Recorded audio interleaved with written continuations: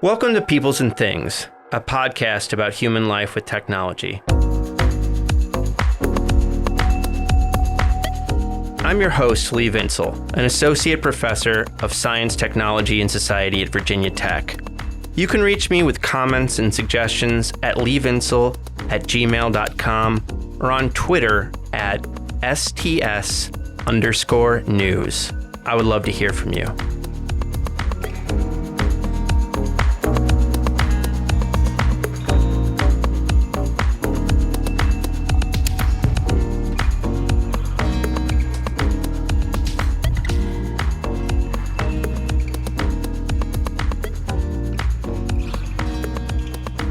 Hey everybody, welcome to Peoples and Things, where we explore human life with technology.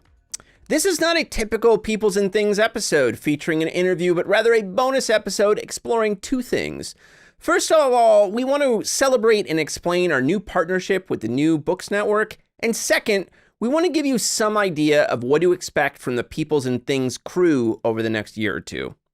As we mentioned in our episode with historian Joe Trotter, Peoples and Things has now become a part of the New Books Network, which is the largest network of academic podcasts in the world.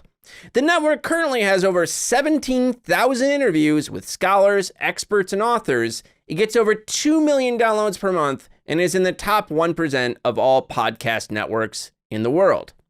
We're very excited to be working with the folks of the New Books Network, including its founder, Marshall Poe and Caleb Zacharin. The network asked us to join a few months ago, and we members of the Peoples and Things team took it as a recognition of our work, and there's been a lot of work. It felt good. For the New Books Network, Peoples and Things is a chance to broaden their offerings, and for us, it's an opportunity to reach a much wider audience. We are stoked. The New Books Network supports itself through ad revenue, so you'll be hearing ads in our episodes going forward. But as I said in our Trotter episode, I always assumed that day would come. The Peoples and Things team, however, does not anticipate coming to you and asking for money anytime soon. We're not going to start a Patreon or something. First of all, I have mixed feelings about tenured professors having Patreons or Substacks, and makes me feel uneasy. Second, we are very lucky to be supported by Virginia Tech Publishing, Virginia Tech Libraries, and Virginia Tech Center for Humanities. And third, Virginia Tech is a land-grant university, and we can talk about land-grab universities and the problematic aspects of that history, but it is still a mission I believe in. Public education is our job. If you would like to help us, honestly, the biggest thing you could do is recommend our show to your friends. And if I happen to be controversial in your social circles, well, you can make the recommendation behind closed doors. No need to blast it on social media or anything. You can be like, hey, check this shit out. And this brings us to our second point for our little bonus episode here. We want to give you a sense of what to expect from us over the next year or two. In some ways, the best way to get into this is to ask, what is Peoples and Things? Publicly, it has been a podcast, and it always will, first and foremost, be a podcast. That is a commitment and value of ours. The podcast is a place to highlight other people who I think are doing good or strong work in technology studies. And in putting it that way, maybe you can infer that I think a great deal of writing on technology is deeply lousy. Or maybe you know that in some circles, I'm considered to be a grump. I know. But regardless, the podcast is a happy place where we can talk to folks who are doing work that is strong and interesting. Yet Peoples and Things started life as a class that I taught at my former workplace, Stevens Institute of Technology, and it will someday be a class again, both online and here at Virginia Tech. In that course, I draw on a wide variety of academic disciplines to teach students how to think about human life with technology, or how society relates to and changes the material world.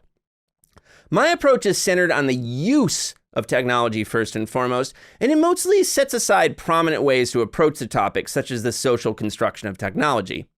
At one point, I assumed class materials would eventually become a textbook because the class itself arose from my frustration in not being able to find a primer on the subject. And who knows, maybe it will still become a book someday. Though, I don't know. Does anyone read books anymore? Not that clear to me, actually. What you will be getting from us over the coming year, though, is more videos.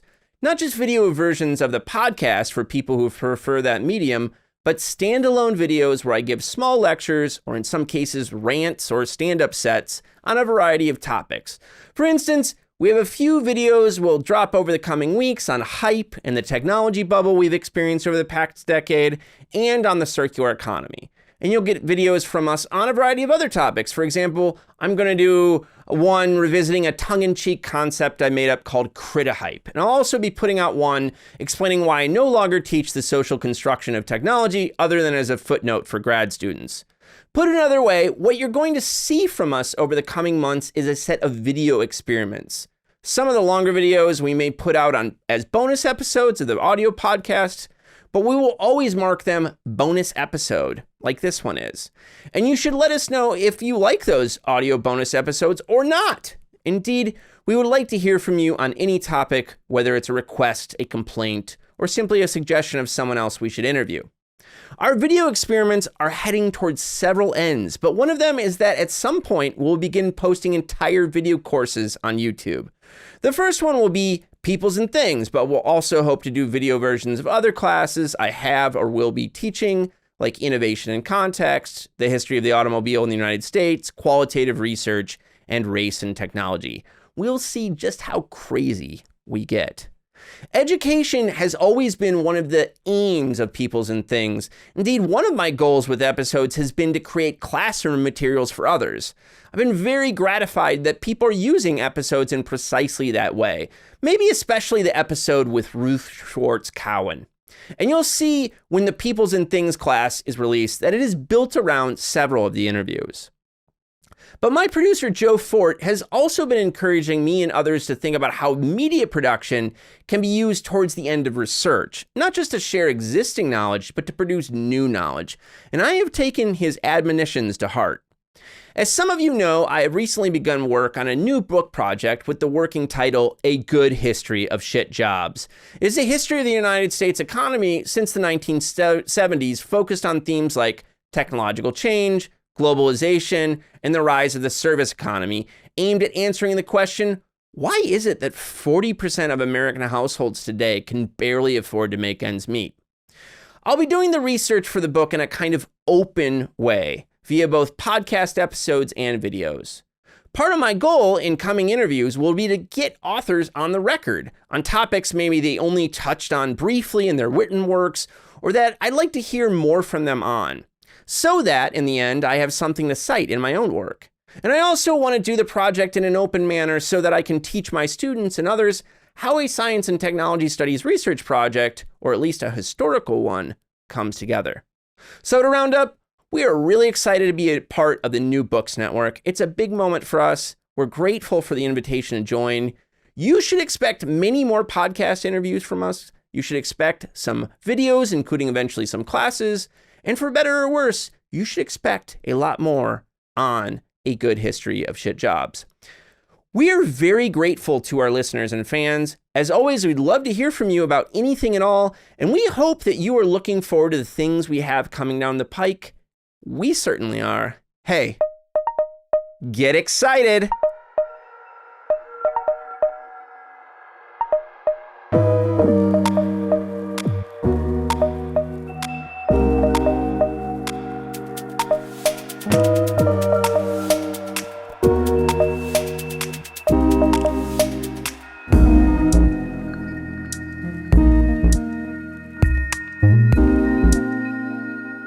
I hope you enjoyed this episode of our podcast. Peoples and Things, like most things in this world, depends on the work of many people. I want to thank my brother Jake Vinsel for writing the music for the show. I want to thank my buddy Juliana Castro for designing the logos for the podcast. Check out her work at julianacastro.co. Peoples and Things is a production of Virginia Tech Publishing and is supported by the Center for Humanities and the University Libraries at Virginia Tech. Production activities are hosted in the Athenaeum, a space in the library that acts as a hub for digital humanities teaching, learning, and creation. Joe Fort is the media production manager with Virginia Tech Publishing and serves as producer and sound engineer for Peoples and Things. Mandy Lamb is the production assistant. For information about other podcasts from Virginia Tech Publishing, visit publishing.vt.edu. I also want to thank you for listening. Thanks.